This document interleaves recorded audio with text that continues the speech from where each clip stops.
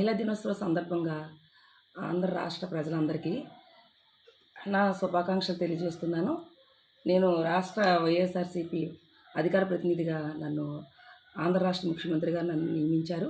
దీనికి గాను నాకు మన రాష్ట్ర తాడేపల్లి కార్యాలయంలో నాకు ఎమ్మెల్సీ రాష్ట్ర అధ్యక్షులు ఓర్ది కళ్యాణి గారు, పోతుల సునీతి గారు ఇద్దరు కూడా నన్ను ఎంతో గౌరవించి నాకు సన్మానం చేసి నాకు ఈ గౌరవాన్ని అందించారు. ఈరోజు నాకు ఈ గౌరవాన్ని అందించిన ఘనత మన వైఎస్ ముఖ్యమంత్రి గారికి దక్కుతుంది. ఆయనకి ఎంతో కృతజ్ఞతలు తెలుపుకుంటున్నాను.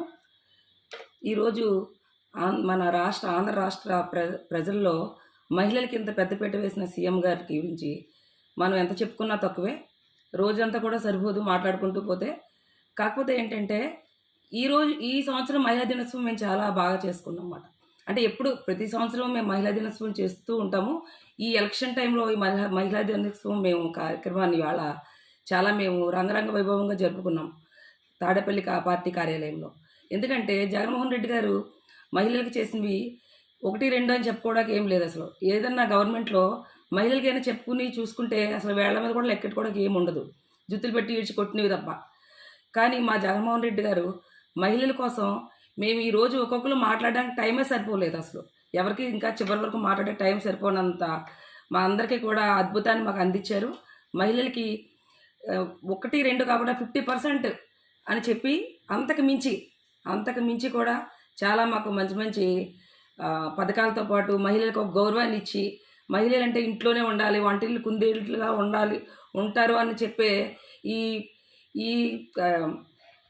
ఎప్పటి నుంచి తరతరాలు వస్తున్న దీన్ని తీసి మహిళలు అన్నింటిలో ముందుంటారు, ఇంటిని చక్కదిద్దుకునే ఆడది రాష్ట్రాన్ని కూడా చక్కదిద్దగలదనే ఒక మంచి ఉద్దేశంతో ఆయన మా అందరికీ మంచి గౌరవం ఇచ్చి నాకు ఈ గౌరవాన్ని ఇచ్చారు. దీనికి గాను మేమందరూ కూడా ఆయనకి రుణపడి ఉంటాము. ఈరోజు తాడేపల్లిలో పోతుల సునీత గారు కానీ, ఓర్ది కళ్యాణ్ గారు కానీ సీఎం గారి గురించి ఎంతో గొప్పగా చెప్పారు. ఆయన చేసిన కార్యక్రమాలన్నీ కూడా ఎంతో గొప్పగా చెప్పారు. కానీ ఇప్పుడు ఒకటే విషయం అండి, మహిళలందరూ కూడా ఇప్పుడు గవర్నమెంట్ లాస్ట్ గవర్నమెంట్ ఎవరైతే ఉన్నారో నారా చంద్రబాబు నాయుడు గారు మహిళలకు చేసింది ఏదన్నా ఉంటే ఆయన ఒకటి కానీ 2 కానీ మాకు చెప్తే మేము విందాం అనుకుంటున్నాం చెవులతో. ఎందుకు అలా అనుకుంటున్నామంటే, ఇప్పుడు ఏదైనా చెప్తే మహిళలకు అది చేస్తాను, బస్సులో టికెట్లు ఇస్తాను అన్నారండి. మాకు జగన్మోహన్ రెడ్డి గారు సంవత్సరం అంతా మాకు వేసే డబ్బులతో మా మహిళలకి చూసే డబ్బులతో పోల్చుకుంటే మేము టికెట్ కొనుక్కుని వెళ్ళగలమండి. మీరు మాత్రం మాకు వద్దండి చంద్రబాబు నాయుడు గారు. మహిళలందరూ కూడా ఈ విషయాన్ని మా ద్వారా తెలియజేయమన్నారు. అమ్మఒడి ఇలాంటివి ఏంటి, ఇంకా నవరత్నాలు అంటే ఇంకా అవన్నీ చెప్పుకుంటా పోతే ఇంకా అమ్మఒడి ఏంటి, విద్యా దీవెన ఏంటి, ఇంకా 1, 2 కాదండి, ఇంకా వాలంటీర్ వ్యవస్థను చూసుకోండి. ఇప్పుడు ఎవరైనా సరే మాకు ఏదైనా వర్క్ ఉందనుకోండి, అసలు మనం బయటికి వెళ్ళి ఎవరిని కలవాలి ఏంటి అని ఆడవాళ్ళు బయటికి వెళ్ళలేని పరిస్థితి. ఎవరిని కలిసినా ఏ పని అవుతుంది, వెళ్తే బాబు నువ్వు డబ్బులు ఇవ్వాలంటారు, మధ్యలో బ్రోకర్స్ ఉండేవాళ్ళు, వీళ్ళందరూ ఉండేవాళ్ళు. కానీ ఇప్పుడు అదేం లేదండి. అసలు వాలంటీర్కి ఫోన్ చేస్తే వాళ్ళ ఇంటికి వస్తారు.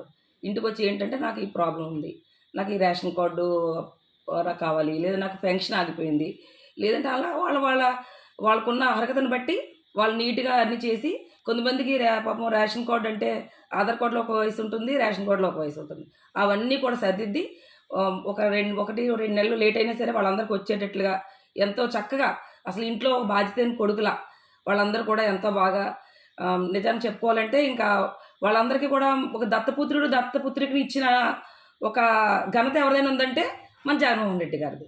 ఎందుకంటే ఇప్పుడు మనకు ఎవరైనా పక్కింట్లో ఏదైనా పని చేసి పెట్టాలన్నా చాలా కష్టం, ఎవరు అడగలేని పరిస్థితి కూడా. కానీ ఇప్పుడు అదే ఇంకా ధైర్యంగా మా జగన్మోహన్ రెడ్డి గారు ఇచ్చిన ఈ సేవకులతో ఒక ఫోన్ చేసి ఒక 50 మంది మాకు ఈ పని కావాలి, మాకు ఇది చేసి పెట్టండి అని ఎంతో ధైర్యంగా, రిక్వెస్టింగ్ కూడా కాదు, ఎంతో ఆర్డర్స్ చేస్తున్నారు. వాళ్ళు కూడా ఎంతో ఆప్యాయతగా, ఎంతో సంతోషంగా కూడా వాలంటీర్స్ సోదరిమణులు అందరూ కూడా చక్కగా ఎంతో సంతోషంగా చేస్తున్నారు.